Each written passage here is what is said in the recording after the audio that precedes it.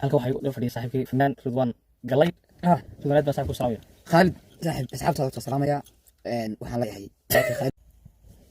halka waxay u fadhiyay saaxiibkii Fannaan Ridwaan Galay Ridwaan baa saaxiibku salaamaya Khalid saaxiib asxaabta salaamaya waxaan leeyahay Khalid waxaad ka warantaa Mr. Khalid Glass ciid maanta ka waran iyo soonka isqabay والله صاحب ولي تنظرين تنورات تاريخ ما تدودي يجي العقل قريه قاعد كبرها عيد كون ولي ما الموت وين يصبب في ضدك سؤال قلبي كوسين موت سعودي عيا مساحه قلبه طبعا كره راس بيلا وسعودي عيا كلهم سؤال هي halka waxay u fadhiyay saaxiibkii Fannaan Ridwaan Galay